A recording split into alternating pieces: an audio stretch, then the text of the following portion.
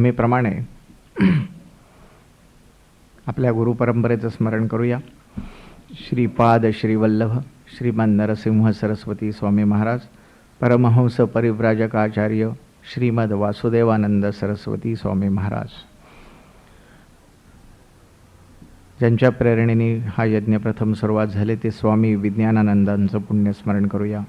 आणि गुरुतत्वाशी एकरूप झालेल्या सर्व ज्ञात शक्ती आणि अज्ञात व्यक्ती यांचं पुण्यस्मरण करूया.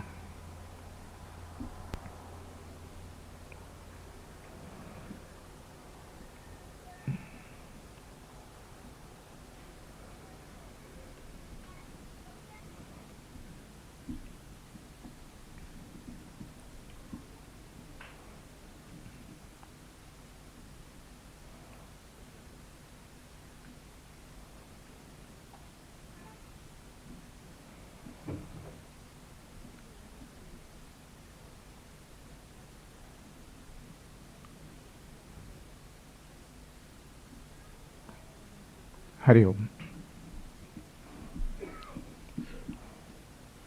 आज गायत्री यज्ञानिमित्त आपण जमलेलो आहोत. मग मनामध्ये प्रश्न निर्माण होण्याची शक्यता आहे की हा जो मंत्र आहे गायत्री मंत्र आपण अनेक ठिकाणी वाचला असेल, ऐकलंही असेल की बहुत श्रेष्ठ आहे गायत्री मंत्र. या देशामध्ये या संस्कृतीमध्ये अनेक ऋषीमुनींनी स्वतः आपली शक्ती ह्याच्यात ओतली आहे त्याची अनुष्ठानं करून. त्यामुळे वाचनातही आलेलं असेल, ऐकण्यातही आलं असेल. पण मुळात मंत्र म्हणजे काय इथपासून आपल्याला सुरुवात करावी लागते की मंत्र म्हणजे आहे बो की काहीतरी शब्द, काही अक्षरं एकत्र आल्यानंतर मंत्र तयार होतो. मंत्राची व्याख्या आपल्या संस्कृतीने सांगितली की मननात त्रायते इति मंत्रः. म्हणजे दोन प्रकारे याचा अर्थ होऊ शकतो. एक, मनाला त्राण देणारा तो मंत्र, हा साधी सुटसुटीत व्याख्या झाली. किंवा ज्याचं स्मरण केल्याने, ज्या अक्षरांचं शब्दांचं स्मरण केल्याने जो आपल्याला तारतो तोही मंत्र, म्हणजे आपलं रक्षण करतो.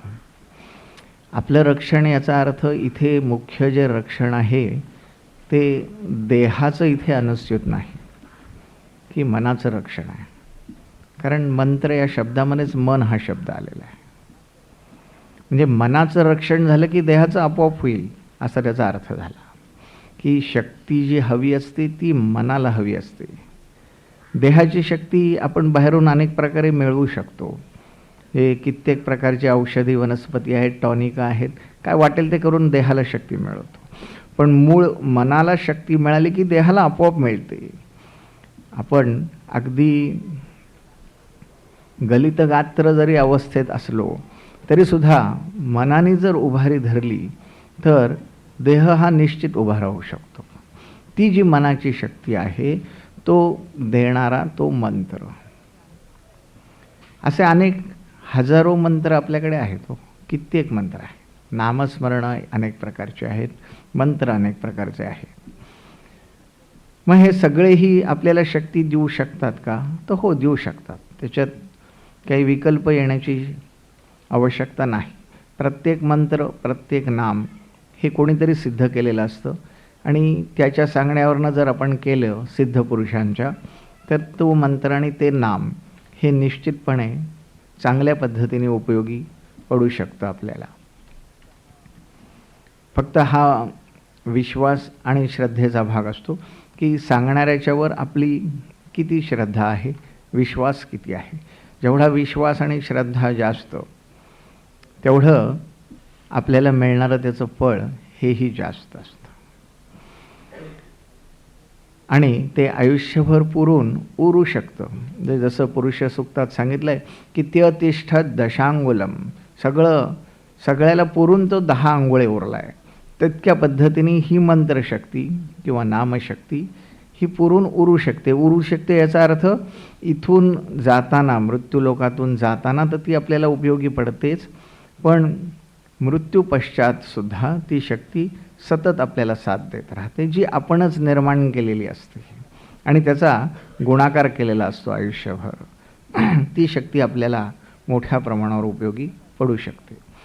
तर आता हे जे आहे त्या मंत्रामध्ये मुख्य म्हणजे 2 प्रकार असतात. एक शब्दप्रधान मंत्र आणि दुसरे अर्थप्रधान मंत्र. शब्दप्रधान मंत्र जे असतात त्याच्यामध्ये शाबरी मंत्रांची गणना होते. ह्या शाबरी मंत्रांना नुसता ध्वनी असतो, तिथे अर्थ काहीही विवक्षित असा नसतो किंवा त्याच्यातून काही फार मोठा ध्वनितार्थ निघू शकत नाही. पण तरी त्या ध्वनीच्या कंपनांमुळे वातावरणात जी शक्ती निर्माण होते ती त्याचं अनुष्ठान करणाऱ्याला उपयोगी पडते. ते शाबरी मंत्र मुख्यतः नाथ संप्रदायामधून जे मंत्र निर्माण झाले ते हे सगळे शाबरी मंत्र आहेत. आणि त्याच्यातून काही अर्थ विशिष्ट लिखतो असं नाही. ओम रा रीम रूम ठॅम ठम ठांग ठा बस संपलं. हा शाबरी मंत्र असतो. आपल्याला त्यातनं अर्थ काही काढता येत नाही, पण तरीसुद्धा निर्माण करणाऱ्यांनी त्याच्यात प्रचंड सामर्थ्य ठेवलेलं असतं. ते आपल्याला ह्या चक्षुनी समजू शकत नाही, दिसू शकत नाही, पण याचा अर्थ ते नसतं असं नाही. ज्या सत्पुरुषाने ते निर्माण केलेत आणि एखाद्याला सांगितले गेले कोणा सत्पुरुषाकडनं तर त्याचा निश्चित मोठ्या प्रमाणावर उपयोग होतो. किंबहुना ते काही वेळेला भौतिकदृष्ट्या जास्त प्रभावी असू शकतात. ते शाबरी मंत्र असतात की ते शब्दप्रधान असतात. म्हणजे ध्वनीची कंपनं विशिष्ट पद्धतीने वातावरणात निर्माण केली की वातावरणातनं फीडबॅक जो मिळतो तो मोठ्या प्रमाणावर उपयोगी पडतो. ते शाबरी मंत्र. आणि दुसरे जे असतात ते अर्थप्रधान मंत्र, की अर्थप्रधान मंत्रांमध्ये मुख्य त्याचा अर्थ हा प्रत्येक मंत्रागणिक किंवा नामागणिक हा आपल्याला लक्षात घ्यायला लागतो.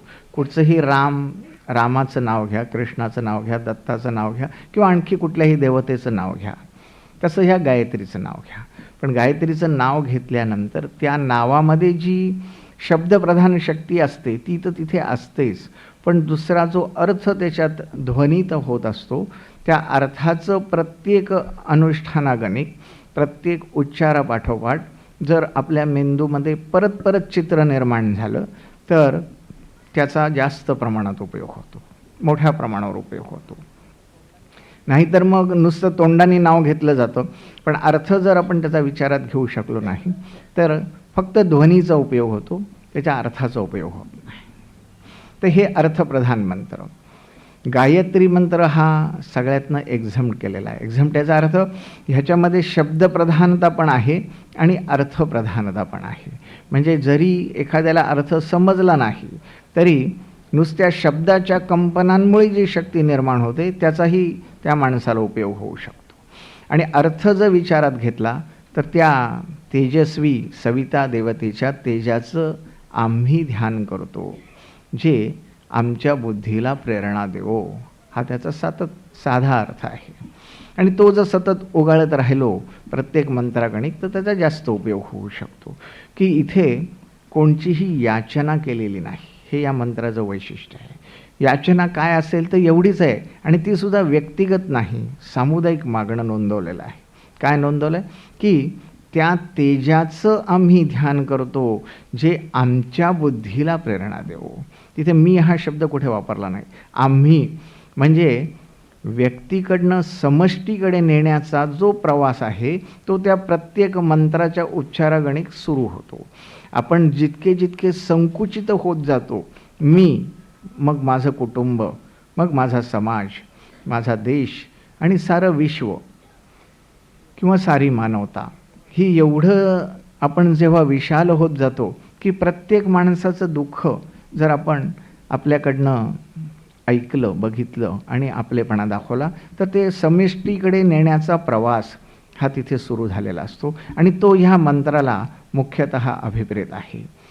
तर त्याच्या प्रत्येक उच्चारणाबरोबर आपला प्रवास हळूहळू मुंगीच्या पावलांनी समष्टीकडे होत असतो. म्हणजे मन आपलं एवढं व्यापक बनत जातं. हे ज्याचं त्याला समजतं की मन किती व्यापक झालं आहे, दुसऱ्याला समजू शकत नाही. व्यवहारात राहताना त्याला संकुचितपणा हा आणावाच लागतो.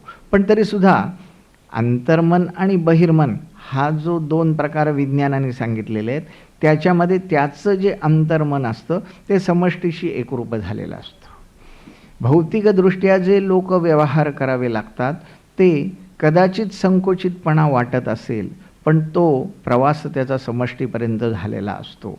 आणि त्याचं मुख्य कारण म्हणजे हा गायत्री मंत्र असतो, की कुठल्याही इतर नामाची आणि मंत्राची साधना जरी आपण करत असलो आणि त्याला जोड या साधनेची देऊ शकलो तर तो प्रवास समष्टीपर्यंत लवकरात लवकर होऊ शकतो. आणि आपलं जे इष्ट नाम आहे, इष्ट मंत्र आहे, त्याचाही उपयोग जास्त प्रमाणात होऊ शकतो.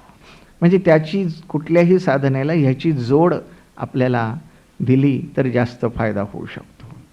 आता फायदा हा शब्द संकुचित अर्थाने न घेता व्यापक अर्थानेच तिथे घ्यायला पाहिजे, की तो फायदा म्हणजे व्यक्तीकडनं समष्टीकडे नेण्याचा प्रवास हा महत्त्वाचा तिथे आहे. तर हा जो अर्थ इथे अभिप्रेत आहे गायत्री मंत्राचा, तो मुख्यतः लक्षात घेतला पाहिजे, की त्या तेजाचं आम्ही स्मरण करतो जे आमच्या बुद्धीला प्रेरणा देवो. म्हणजे मला हे पाहिजे ते पाहिजे ते काही नाही, आमच्या बुद्धीला योग्य प्रेरणा मिळो, बस हा सगळ्यात मोठा अर्थ आहे. आणि तो अर्थ प्रत्येक नामागणिक, मंत्रागणिक, शब्दागणिक आपल्या परत परत मेंदूमध्ये ठसला गेला पाहिजे. मागे अनेक वेळा मी सांगितलं की चिंच म्हटल्यानंतर जी सगळी भावना आपल्या डोक्यामध्ये निर्माण होते, की तो किती आंबट लागते किंवा किती छान लागते, हे सगळं नुसतं ह्याचा अर्थ काय, की चिंच हा पदार्थ आपल्याला आवडत असतो किंवा आंबा हा पदार्थ आपल्याला आवडत असतो. आणि मग आंबा म्हटल्याबरोबर ती सगळे जिभेला गोड रस पाझरणार, त्याची चव आवडणार, मग हापूस आंब्याचा स्वादही आपल्याला येईल नुसती आंब्याची कल्पना केल्याबरोबर. याचं कारण का, ती अतिशय आवडीची गोष्ट असते आणि त्या आवडीच्या गोष्टीमुळे आंबा म्हटल्याबरोबर सगळ्या भावना आपल्या डोक्यामध्ये परत परत जागृत होत असतात. तितक्या आवडीने जर आपण हे गायत्री मंत्राचं अनुष्ठान केलं की हो, त्या तेजाचं आम्ही ध्यान करतो, आम्ही स्मरण करतो जे आमच्या बुद्धीला प्रेरणा देवो, तर ही प्रेरणा निश्चितपणे मिळायला सुरुवात होते. वातावरणामध्ये ही स्पंदनं असतातच, ती शक्ती असतेच. हजारो वर्ष किंवा लाखो वर्षही ती या संस्कृतीमधल्या ऋषीमुनींनी या गायत्री मंत्राद्वारे ठेवलेलीच आहे. ती फक्त घेण्याचं कौशल्य आपल्याला दाखवावं लागतं. शक्ती आहेच वातावरणात, मग ते घेण्याचं कौशल्य येण्यासाठी जे जे काय आपल्याला करावं लागतं त्याला तप किंवा साधना असं म्हणतात. हे जे काय चुंबक असतं, मन हे एक प्रकारचं चुंबक आपल्याला बनवावं लागतं. मग ते चुंबक आपलं तयार झाल्यानंतर वातावरणातल्या या सगळ्या लहरी आपण खेचून घेऊ शकतो आपल्यापर्यंत. मग काही थोडं अनुष्ठान केल्यानंतर, थोडं तप केल्यानंतर सुद्धा चटकन फायदा होऊ शकतो आणि व्यक्तीकडनं समष्टीकडचा प्रवास आणि समष्टीपर्यंतचा प्रवास झाल्यानंतर आपण उच्चारत असलेला प्रत्येक शब्द हा मंत्र होऊ शकतो. सत्पुरुषांकडनं उच्चारले जाणारे शब्द, ज्याला गुरुवाक्य असं म्हटलं जातं, याचं कारण ते असतं की तो त्यांचं मन चुंबकासारखं झालेलं असतं, की वाटेल ते शब्द जरी उच्चारले तरी ते शब्द एवढे प्रभावी असतात की वातावरणातली सर्व शक्ती ते खेचून घेऊ शकतात आणि त्या शब्दांचं प्रत्यक्ष कृतीमध्ये रूपांतर आपोआप होऊ शकतं. ही कृती कोण करतं, तर निसर्ग करतो, कारण निसर्गामध्ये ही शक्ती असतेच असते. आणि त्यामुळे तो जो समष्टीपर्यंतचा प्रवास आहे त्याच्याकरता ह्या मंत्राचं जेवढं म्हणून अनुष्ठान होईल किंवा परत परत आवर्तनं करता येतील तेवढी केली जाणं हे आवश्यक निश्चितपणे ठरतं. आणि त्याकरता हे अशा प्रकारच्या गायत्री यज्ञाचं प्रयोजन, गायत्री मंत्राचं प्रयोजन असतं. तर हा जो प्रवास असतो आपला, तर त्याच्यामध्ये मुख्य उद्देश एक लक्षात घेतला पाहिजे की हा प्रवास करताना की कशा प्रकारे करायला पाहिजे, की हा प्रवास मनापासून व्हायला पाहिजे. जसं मी मगाशी सांगितलं आंबा किंवा चिंच या उदाहरणात की आवडीची गोष्ट आहे, त्याप्रमाणे ही आवडीची गोष्ट आपण निर्माण केली पाहिजे मनामध्ये. म्हणजे मन हे सर्वाला कारण आहे. देह हा फक्त जे काय आपल्या समोर दृश्य व्यवहार चालतात, शरीर, देह जो भाग येतो, हात पाय डोळे कान, त्यापुरतंच मर्यादित असतं. त्या सगळ्याच्या पाठीमागे मन जर नसेल तर त्या कुठल्याही शब्दाला, वाणीला किंवा अर्थाला सुद्धा महत्त्व अजिबात नसतं. एखादा बेशुद्ध मनुष्य कुठलाही विचार करू शकत नाही. ह्याचं कारण का, बेशुद्ध झाला म्हणजे काय की त्याची शुद्ध गेली, म्हणजे त्याच्या मनाचा त्याच्या देहावर जो ताबा होता तो संपलेला असतो. आणि मग असा बेशुद्ध मनुष्य काही क्रिया करू शकत नाही. त्याचप्रमाणे शुद्धीत असलेली आपल्यासारखी सामान्य माणसंसुद्धा बेशुद्ध असल्यासारखेच वागत असतो. ह्याचं कारण का, की ते मन भलतीकडेच कुठेतरी कार्यरत असतं. जे काही क्रिया आपण करत असतो त्याच्यामध्ये कार्यरत नसतं. मग एखादी आवडीची क्रिया आपण करत असलो तर त्याच्यामध्ये बरोबर कार्यरत होतो. पण हे नावडीने जर आपण करत असतो तर त्याचा व्हायला पाहिजे तेवढा उपयोग होत नाही. याचं कारण मन तिथे उपस्थित नसतं. म्हणजे ह्या मनाचं जी उपस्थिती आहे ती कशा प्रकारे पाहिजे, तर पूर्ण एकाग्रतेने. आता आपण म्हणाल एकाग्रतेची व्याख्या अनेक वेळा सांगितली की एकाग्रता कशा प्रकारे व्हायला पाहिजे. बघा, साधं एक उदाहरण आहे की एखाद्या जड वस्तूवर किंवा या टेबलावर असं धरून चाला, एखाद्या बोथट वस्तूनी आपण जर भार दिला, मोठ्या प्रमाणावर प्रेशर दिलं, शक्ती लावली तिथे, तर कितीचा परिणाम होणार आहे? काही विशेष परिणाम होणार नाही. ही लोटी जर इथे मी जोरात दाबण्याचा प्रयत्न केला तर ह्याचा पृष्ठभाग बोथट आहे आणि सरळ आहे, त्यामुळे टेबलावर काही विशेष परिणाम होणार नाही. फार तर शक्ती लावणाऱ्याची थोडीशी क्षीण होईल, टेबलावरचा तेवढा भाग फार तर खाली दाबला जाईल. ह्याच्या पलीकडे काही विशेष मोठा परिणाम होणार नाही. पण ह्याच्याऐवजी दुसरी जर एखादी अणुकुचीदार वस्तू इथे आणली आणि त्यांनी त्या टेबलावर जर प्रेशर दिलं, भार दिला, सबंध शक्ती लावली, तर काय होईल? त्या टेबलाला भोग पडेल, पडू शकेल.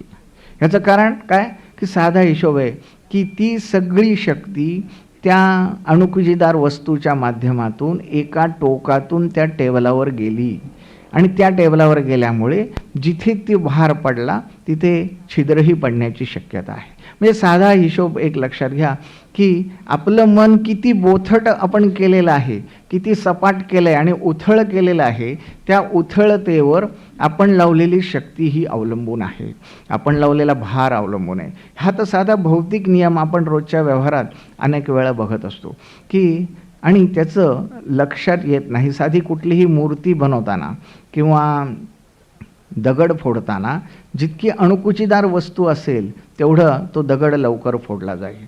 मग आपल्या कर्माची बंधनं जी हजारो जन्मांपासून साठवत आलेली आहेत, ती जर बोथट वस्तू करून जर त्याच्यावर भार देत बसलो तर कितीतरी काळ लागेल हो. ती सर्व शक्ती एका अग्रावर जर एकाग्र केली आणि टोकीदार वस्तू मनाची तयार केली आणि त्यांनी जर आपण भार दिला त्या कर्मांच्या दगडावर, तर तो दगडही निश्चितपणे फोडला जाणार.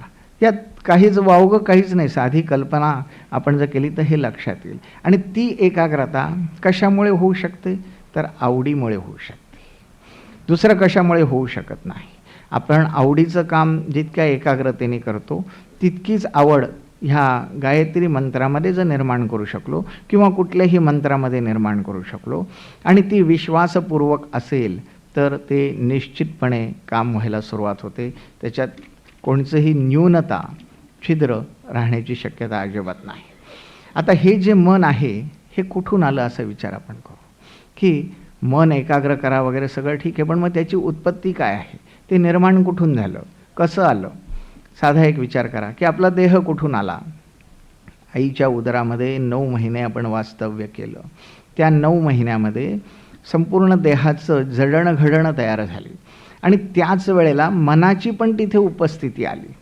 लहान मुलाला मन हे असतंच, गर्भाला मन असतंच, हे सिद्ध झालेलं आहे की हे मन असतं ते गर्भ विचार करतो, याचा अर्थ मनाची उपस्थिती असते.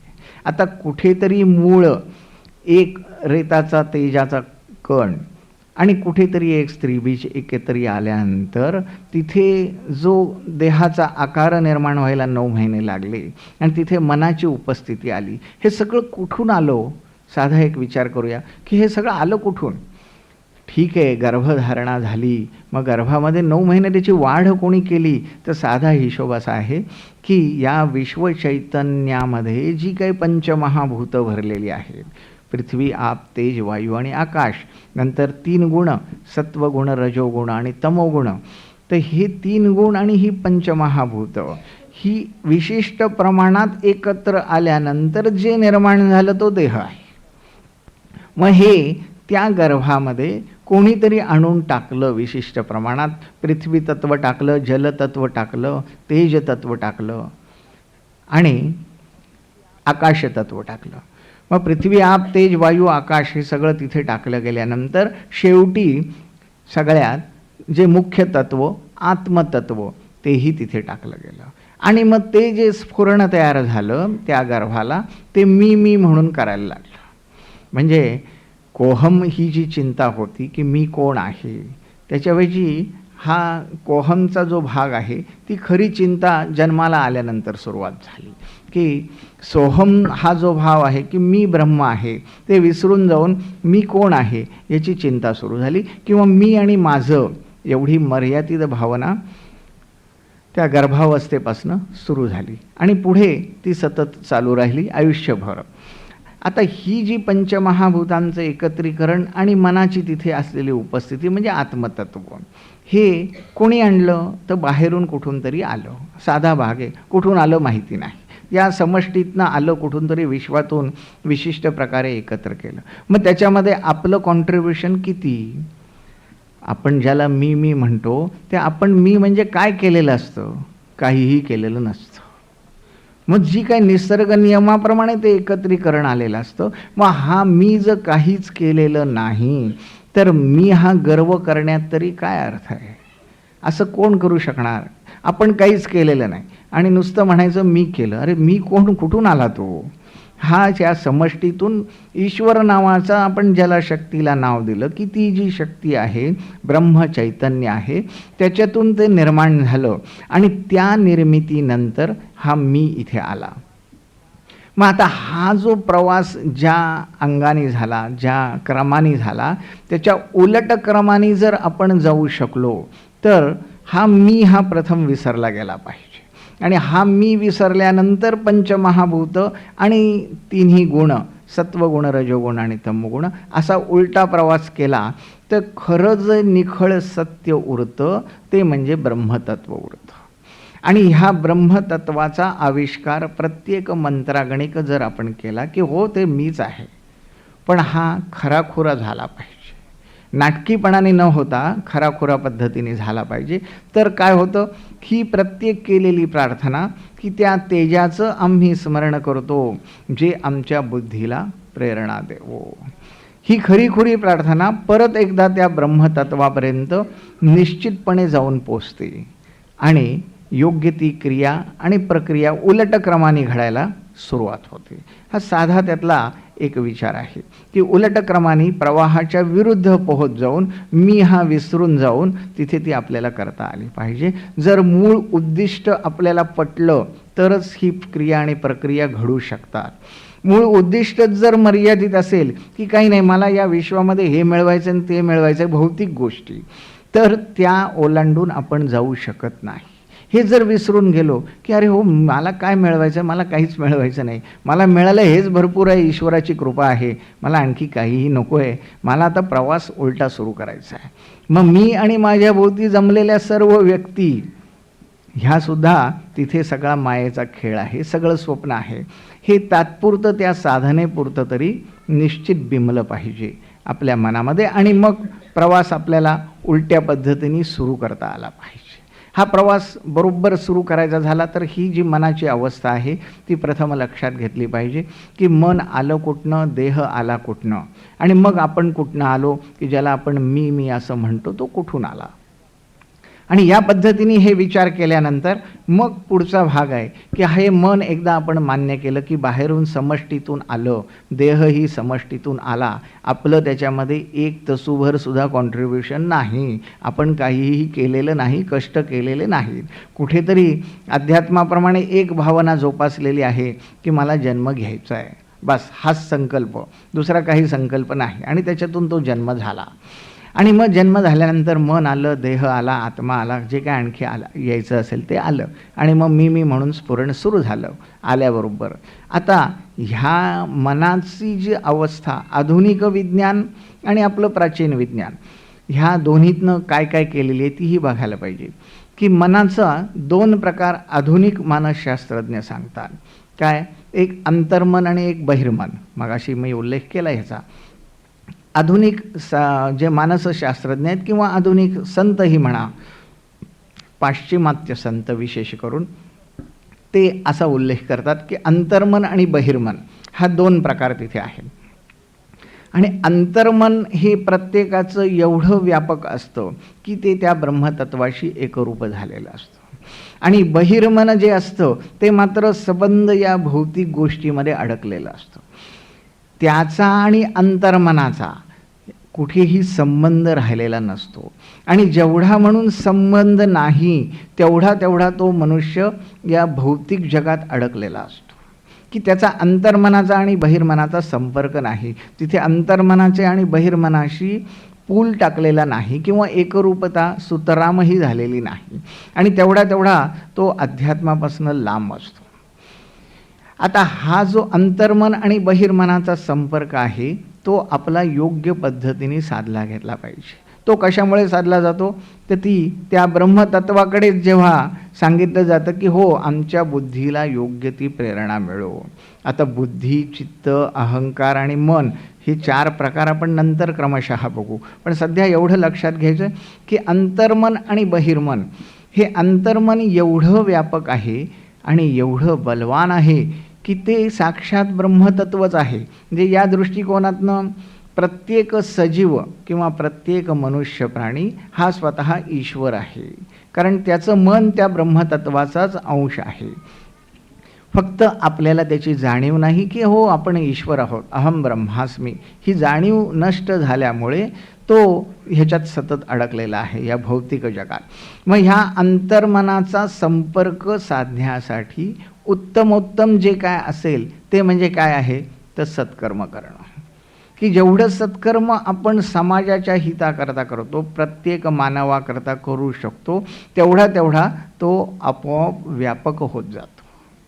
मग तिथे जर संकुचितपणा आणत राहिलो की हो माझी साधना झाली पाहिजे, माझं तप झालं पाहिजे, मला जेवायला मिळालं पाहिजे, मला खायला मिळालं पाहिजे, मला पाणी मिळालं पाहिजे, मला इथे बसायला चांगली जागा मिळाली पाहिजे, दुसऱ्यांचं काही हो, तो आपण अंतर्मनापासून लांब जात असतो. या प्रत्येक भावनेगणिक लांब जात असतो की जो आपण फक्त स्वतःचा विचार करतो आणि जो आपण व्यापक विचार करायला लागतो की हो माझ्याबरोबर सगळ्यांनाही जेवण मिळालं पाहिजे, सगळ्यांना तीर्थ मिळालं पाहिजे, सगळ्यांना हवन मिळालं पाहिजे, सगळ्यांना बसायला उत्तम जागा मिळाली पाहिजे किंवा सगळ्यांचं तप चांगलं झालं पाहिजे, तो आपण व्यापकतेकडे जात असतो, म्हणजे समष्टीकडे प्रवास करत असतो. हा अंतर्मन आणि बहिर्मनाचा खेळ एक लक्षात घ्यायचा आहे की सर्व सत्पुरुष हे त्या अंतर्मनाशी पूर्णपणे निगडीत असतात. आपल्याला समजणारही नाही, त्याची जाणीवही होणार नाही की ते जे काय अंतर्मन त्यांचं बलवान एवढं झालेलं असतं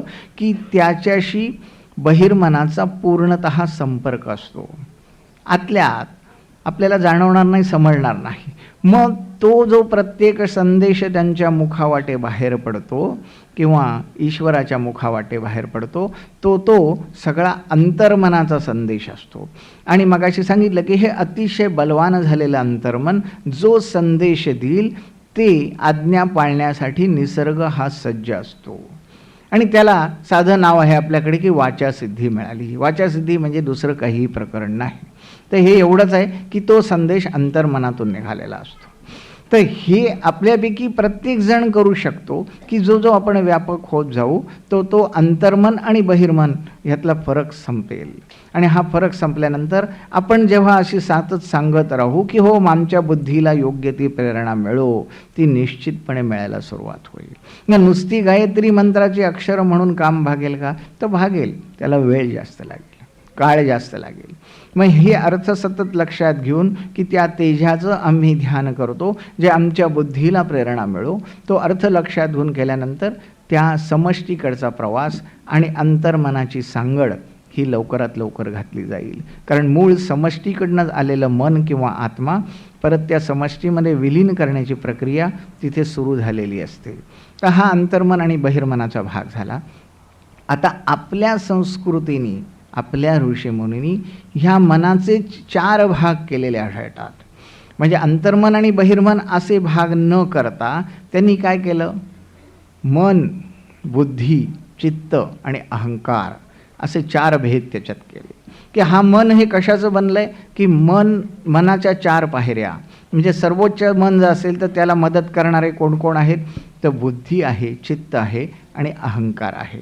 आणि शेवटी जो सर्वेसर्वा निर्णय घेणारं ते मन नावाचं कोणीतरी आहे. म्हणजे त्याला मदत करणारे बुद्धी, चित्त आणि अहंकार, हे 4 प्रकार त्यांनी सांगितले. मनोबुद्धी अहंकार चित्तार्जना आहे, म्हणजे मन, बुद्धी, अहंकार आणि चित्त. आता हा नवीन प्रकार काय आहे असं आपण विचार, की हे अंतर्मन, बहिर्मन वगैरे हे सगळं बरोबर आहे, की मन, बुद्धी, चित्त आणि अहंकार हे कुठून आले. तर ह्या मनाचा आपण जर नीट विचार केला, की प्रत्येक गोष्ट, प्रत्येक विचार आपण वातावरणामध्ये घेतो, त्याचं पृथक्करण केलं जातं. ते कशाच्याद्वारे केलं जातं, तर बुद्धीद्वारे केलं जातं. ही बुद्धी प्रत्येक गोष्टीचं पृथक्करण करते, ॲनालिसिस करते, की हो आत्ता मी हे बघितलं, हे चांगलं होतं का वाईट होतं, मग ह्यातलं आपल्याला घेता येण्यासारखं काय आहे, सोडता येण्यासारखं काय आहे, हे सगळं जे ॲनालिसिस करते ती बुद्धी करते. ह्या बुद्धी जेवढी संस्कारयुक्त असेल, चांगली असेल, चांगल्यात चांगली बलिष्ठ असेल, तेवढं ते ॲनालिसिस उत्तमोत्तम होतं. आणि म्हणून आपल्याकडे महत्त्व दिलं जातं ते संस्काराला दिलं जातं, की त्याची बुद्धी संस्कारयुक्त आहे. म्हणजे काय होतं, त्याची बुद्धी पृथक्करण चांगल्यात चांगलं करते. आणि बुद्धी त्याच्यावर आणखी कोण परिणाम करतं, तर अहंकार परिणाम करतो. की बा एखाद्याने एखादी गोष्ट एखाद्याला सांगितली तर ती मान्य करणं किंवा न करणं, ह्या मान्य करणं किंवा न करणं ह्या प्रक्रियेमध्ये अंतर कशामुळे पडतं, तर अहंकारामुळे पडतं. मग अहंकार काय सांगतो, एखाद्या साध्या व्यक्तीने आपल्याला काही गोष्ट सांगितली तर अहंकार काय सांगतो, अरे हा काय सांगतो तुला, हा एक कशीच रस्त्यावरचा मनुष्य, हा तुला काय शिकवणार, शक्यच नाही, ह्याच्याने काय होणार नाही, हा तुला काय सांगतो काही ऐकू नकोस. मग हे सांगणारा जो कोण असतो तो अहंकार असतो. हा अहंकार बाकीच्या बाबतीत योग्य ते आदेश देत असतो, पण चांगल्या ठिकाणी सुद्धा गडबड करतो. मग खरोखर सत्पुरुषाकडनं मिळालेली आदेश, की ज्याला आपल्याकडे गुरुवाक्य असं म्हणतात, ते आदेशसुद्धा पालन केले जात नाहीत, याचं कारण अहंकार असतो. मग हा अहंकार सतत काहीतरी भेसळ त्या बुद्धीमध्ये करत असतो, की अरे जाऊ दे, हे काय तुला पालन करता येण्यासारखं नाही, तू काही पालन करू नको, हे काय ऐकू नको, हा वाटेल ते सांगेल तुला, तू काय ऐकायचं कारण नाही. तर ही जी क्रिया प्रक्रिया चालते ती अहंकारामुळे घडते. म्हणजे त्या दृष्टिकोनातनं पाश्चिमात्य विद्वानांपेक्षा भारतीय ऋषीमुनींनी केलेलं हे जे मनाचं पृथक्करण आहे ते निश्चितपणे उजवं आहे, की मन, बुद्धी, अहंकार आणि चित्त. आता ह्यामध्ये सर्व ज्या क्रिया प्रक्रिया आपण करतो, त्याला पाप म्हणा किंवा पुण्य म्हणा किंवा इतर काहीही प्रकार, काही वाटेल ते नाव द्या, सर्व प्रकारची कर्म, ज्याला नित्यकर्म, नैमित्तिक कर्म, काम्य कर्म किंवा आपल्याकडे प्रारब्ध संचित क्रियमाण अशी जी काय नावं दिली ते वाटेल ते म्हणा, त्या सगळ्या प्रत्येक कर्मांचं बुद्धी आणि अहंकार याच्याद्वारे झालेलं पृथक्करण आणि त्यानंतरची जी अवस्था आहे ती त्याचा लेप चित्तावर होतो. मग तिथे चित्त प्रकाशात येतं. मग चित्त प्रकाशात आल्यानंतर आपण केलेलं प्रत्येक पापकर्म किंवा पुण्यकर्म ह्याचा लेप त्याच्यावर चढतो, म्हणजे त्याची आवरणं त्या चित्तावर चढतात. आणि मग ते चित्त कलुषित झालेलं आहे किंवा दूषित झालेलं आहे, तर अशा दूषित झालेल्या चित्तावरनं जास्त पृथक्करण होऊ शकत नाही. मग हे चित्त सगळे संदेश तिथेच रोखून धरतं आणि ते मनापर्यंत पोचूच देत नाही. म्हणजे पहिलं बुद्धी पृथक्करण करणार, मग अहंकार त्याच्यात काहीतरी भेसळ करणार, मग चित्त त्याच्यातनं नवीन काहीतरी सांगणार. चित्त कशामुळे सांगतं, ते मगाशी सांगितलं त्याप्रमाणे त्याच्यावर सतत लेपन आपण जे घातलेलं असतं, अनेक जन्मांचं, अनेक वर्षांचं, दुष्कर्मांचं किंवा सत्कर्मांचं, मग ते चित्त तिथे तो संदेश रोखून ठेवतं आणि मनाकडे पाठवला जात नाही, किंवा पाठवला जात गेला तरी तो वेगळ्या स्वरूपात पाठवला जातो आणि त्यावरनं मन हे निर्णय घेतं. आणि म्हणून जे काय संबंध आपल्या सत्पुरुषांनी सांगितले, की मना वासना दुष्ट कामा नये रे, मना सर्वथा पापबुद्धी नको रे, मना धर्मता नीती सोडू नको हो, मना अंतरी सारविचार राहो. मग ह्याचं कारण ते आहे की हे जे मन, बुद्धी, अहंकार आणि चित्त आहे ह्याचं बरोबर शुद्धीकरण आपल्याला कोणतीही मागणी किंवा याचना न करता आलं पाहिजे. मग कोणतीही याचना तिथे असता कामा नये की मला हे पाहिजे ते पाहिजे, काही नको. मला फक्त चांगल्या बुद्धीची चांगली प्रेरणा दे, जे आमच्या बुद्धीला प्रेरणा देवो. ही उच्च स्वरातली मागणी फक्त गायत्री मंत्रानेच सांगितली. बाकी कुठलाही मंत्र अशी उच्च स्वरूपातली मागणी नोंदवू शकलेला नाही. म्हणजे असा हा श्रेष्ठ अक्षरांचा किंवा शब्दांचा समुदाय की ज्याला गायत्री मंत्र असं आपल्याकडे म्हटलं, की मूळ गाय जशी सतत दूध देत असते म्हणून गाय ही आपल्याकडे पवित्र मानली, तसंच हा गायत्री आहे. म्हणून त्याला नावही ते समर्पक गायत्री दिले की प्रत्येक उच्चारणाबरोबर आपल्याला धारोष्ण दूध म्हणजे आपल्या मनाला ताकद मिळण्याची व्यवस्था त्या गायत्री मंत्रामध्ये केलेली आहे. इतकं उत्तम ते एक प्रकारचं यंत्र, म्हणजे मंत्र तर आहेच पण हे यंत्र तयार केलं की बुवा ह्या यंत्रामधनं हे शब्द घाला आणि त्या शब्दातनं तुम्हाला उत्तमातलं उत्तम दूध जी तुमच्या मनाला आवश्यक आहे ते मिळायला लागेल. तर तो हा गायत्री मंत्र आहे. आता हे जे आपण बघितलं मन, बुद्धी, अहंकार आणि चित्त याच्यावरचं जे लेपन आलेलं आहे अनेक स्वार्थांच्या क्रिया आणि प्रक्रिया करून ते नष्ट केल्याशिवाय खरं जे निखळ सत्य आहे या विश्वातलं त्या सत्याला आपण सामोरं जाऊ शकत नाही कोणत्याही कारणामुळे. मग ते नष्ट करण्यासाठी सुद्धा ह्याच मंत्राचे अनुष्ठानं, याच मंत्राची आवर्तनं परत परत करणं आवश्यक आहे. मग त्याच्यामुळे काय होईल हळूहळू की ही खरीखुरी प्रेरणा जी आहे विश्वातल्या ब्रह्मसत्याची ती आपल्याला मिळायला सुरुवात होईल. भले वेळ लागेल, त्याला काही वर्ष लागतील, काही महिने लागतील किंवा आयुष्यही जाईल, हरकत काही नसते त्याच्यात. एवढे आयुष्य वाया गेले त्याच्यात या आयुष्याचं कुठे हो क्षिती बाळगायची काही कारण नाही. काय व्हायचं असेल ते होईल. आपण ती प्रेरणा योग्य पद्धतीने सतत मागत राहिलं पाहिजे की हो आमच्या बुद्धीला चांगली प्रेरणा मिळावी. आणि ते मागण्याचं कौशल्य ह्या गायत्री मंत्राने दाखवलेलं आहे. आणि हजारो ऋषीमुनींनी तो सिद्ध केल्यानंतर जे त्याचे परस्पर जे कार्य आहे गायत्री मंत्राद्वारे ते त्या शब्दाच्या उच्चारणागणिक व्यक्त होत असतं. आणि त्याप्रमाणे ते कौशल्य आपल्याला फक्त त्याच्यामध्ये जो मुख्य अर्थ आहे की आपल्या बुद्धीला प्रेरणा मिळो, त्याच्यावरचा अढळ विश्वास, तो करण्याचा केलेला संकल्प, तो म्हणजे काय संकल्प काय फक्त गायत्री मंत्र करण्याचाच असतो असं नाही, सत्कर्म करण्याचा संकल्प. तो त्याच्यामध्ये जेवढा दृढतर किंवा दृढतम आपण करू शकतो तेवढा त्याचा उपयोग आपल्याला आयुष्यामध्ये जास्त होऊ शकतो.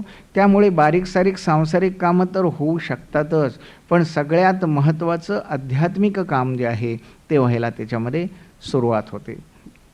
आपल्याकडे एक राजा होऊन गेला मोठा, विक्रमादित्य त्याचं नाव.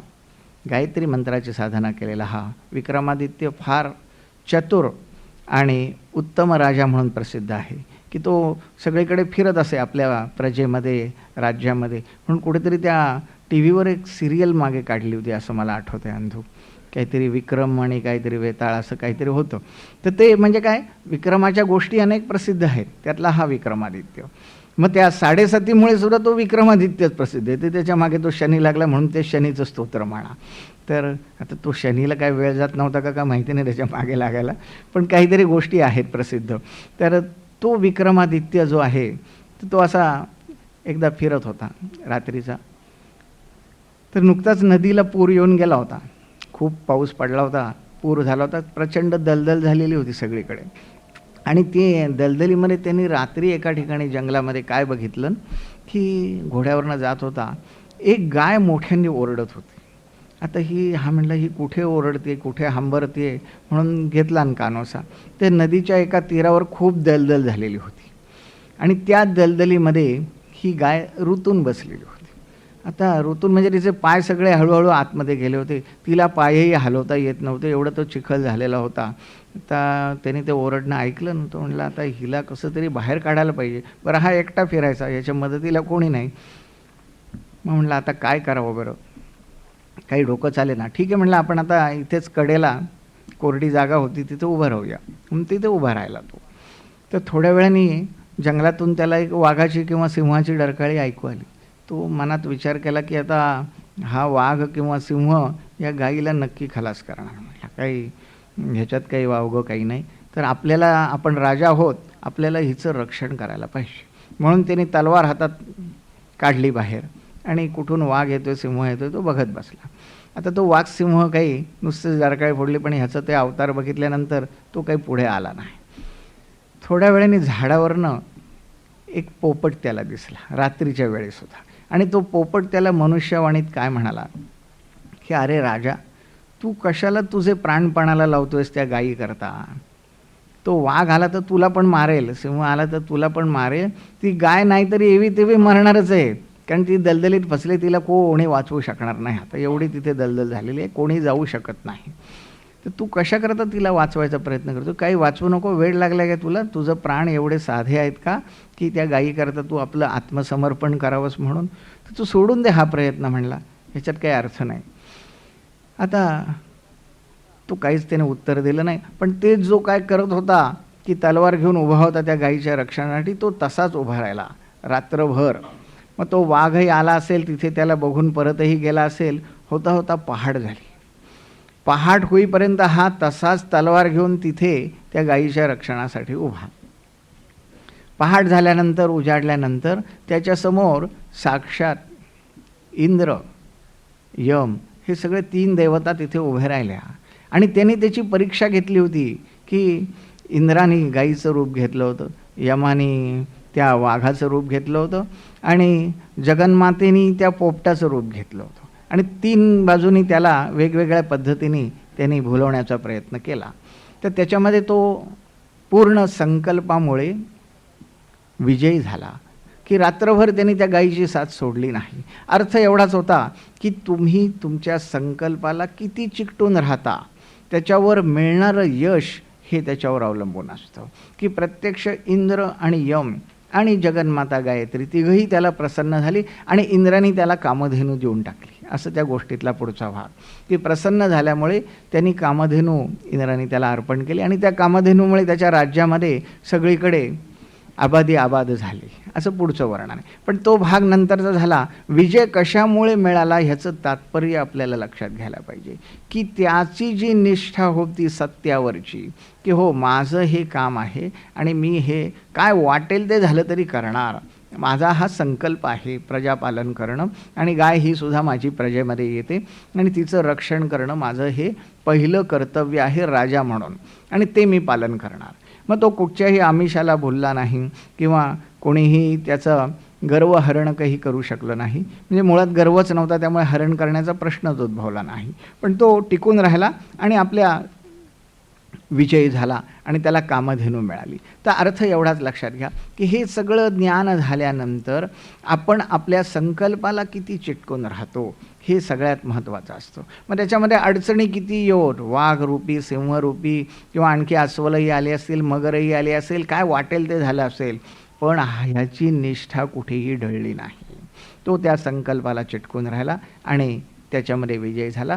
तर तीच निष्ठा ही आपल्या या मंत्र सामर्थ्याबाबतीत, आपल्या साधनेच्या बाबतीत आपण जेवढी ठेवू तेवढं आपला विजय लवकरात लवकर दृष्टीपथात येतो. मग तिथे मन, बुद्धी, अहंकार आणि चित्त हे एक प्रकारचे शत्रू आहेत. मग हे शत्रू सतत काही ना काहीतरी विक्षेप मनामध्ये आणत असतात. मग ते सत्पुरुषांच्या बाबतीतही विक्षेप आणतील, साधनेच्या बाबतीत विक्षेप आणतील, जगाच्या बाबतीत, समाजाच्या बाबतीत, राष्ट्राच्या बाबतीत किंवा आणखी कुठल्याही बाबतीत हे विक्षेप आणण्याचं काम हे सतत होत असणार या 4ही जणांकडून, मन, बुद्धी, अहंकार आणि चित्त. पण त्यातल्या त्यात आपला संकल्प जर दृढ असेल, आपली निष्ठा जर दृढ असेल आपल्या साधनेच्या बद्दलची, तर कोणीही त्याच्यामध्ये, ब्रह्मदेवसुद्धा विक्षेप आणू शकत नाही. हे जे सत्य आहे ते या साधनेमध्ये फार महत्त्वाचं आहे. ह्या आणि कुठल्याही प्रकारच्या साधनेमध्ये की हे सत्य आपल्याला बिंबून घ्यायला पाहिजे की आपल्याला या पद्धतीनेच वागायचं आहे, ह्याच्यामध्ये दुसरा विक्षेप कोणीही आणू शकणार नाही. मग हे चित्तावरचे जे संस्कार आहेत ते सुद्धा ताबडतोब पुसले जातात. कशामुळे पुसले जातात? तर या निष्ठेमुळे पुसले जातात. मग चित्त किंवा अहंकार त्याच्यामध्ये येऊ शकत नाही जर हा संकल्प बलवान असेल तर. आणि मग तो अहंकार आणि चित्त तिथे काहीही करू शकत नाही. बुद्धीवर सुद्धा ह्याचा जर पकडा चांगला असला निष्ठेचा आणि आपल्या साधनेचा, तर बुद्धीही त्याचं जे पृथक्करण आहे ते योग्य पद्धतीने करतं आणि त्यालाच संस्कार असं म्हटलं आहे. आणि मग ते संस्कार जे अनेक जन्मांचे, अनेक वर्षांचे, अनेक महिन्यांचे असू शकतात, ते तिथे कुचकामी ठरतात. मग ते जर आजपर्यंत वाईट संस्कार आहेत असं आपण धरून चालू, की म्हणून आपण या जन्मात अडकलोय, या देहात अडकलोय, तर ते पुसण्यासाठी सुद्धा तेवढ्याच दृढ अशा संकल्पाची आवश्यकता असते, निष्ठेची आवश्यकता असते. आणि मुळात तेजाचं असलेली ही स्पंदनं गायत्रीची, ती एका दुसऱ्या तेजासमोरच आपण उच्चारण करणं हे आणखीन एक श्रेष्ठ गोष्ट झाली. की दुसरं तेज म्हणजे काय? अग्नीचं तेज, म्हणजे यज्ञाचं तेज. सदहेतुपूर्वक प्रज्वलित केलेला हा जो प्रकाश आहे त्याला यज्ञ असं म्हणतात. आणि त्या सदहेतुपूर्वक प्रज्वलित केलेल्या प्रकाशासमोर दुसरं एक तेज म्हणजे गायत्रीचं, त्या तेजाचं उच्चारण, त्याचं स्मरण आणि त्याच्याकडनं बुद्धीला मागितलेली उत्तमोत्तम प्रेरणा म्हणजे 2 तेजांचं मिश्रण झालं. आणि जे प्रभावी त्या यंत्रातनं जे उत्पादन निघेल, प्रोडक्शन निघेल, ते निश्चितपणे सर्वोत्तम असणार. ह्यात शंकेचं कारणच नाही की एका तेजामध्ये दुसऱ्या तेजाचं केलेलं स्मरण निश्चितपणे ते आपल्या जीवनाच्या दृष्टिकोनातून अतिशय उपयुक्त ठरणार, यात कोणतीही शंका असणार नाही. मग ह्याच्यात शंका आणि संशय घेत राहिलो तर आयुष्य जाईल, काही मिळणार नाही. कुठेतरी हे ज्ञान पटवून घेतलं पाहिजे. आणि ते जे मन आहे ते अणुकुचीदार एकाग्रतापूर्वक सतत त्याचं शक्ती आणि बल लावून, म्हणजे मनाची शक्ती लावून त्याच्यावर, प्रारब्धावर आघात सुरू ठेवले पाहिजे. मग हेच करण्याचा आपण निश्चय आज करूया, संकल्प करूया की हो, ह्या तेजापासनं, ह्या तेजाच्या संकल्पापासनं, त्याच्यातनं मागितलेल्या बुद्धीच्या प्रेरणेपासनं मी दूर जाणार नाही. आणि ही बुद्धीची प्रेरणा मला आज इथे या यज्ञाच्यामध्ये निश्चितपणे मिळावी अशी आपण प्रार्थना करू आणि पुढच्या कार्यक्रमाला. हरिओम.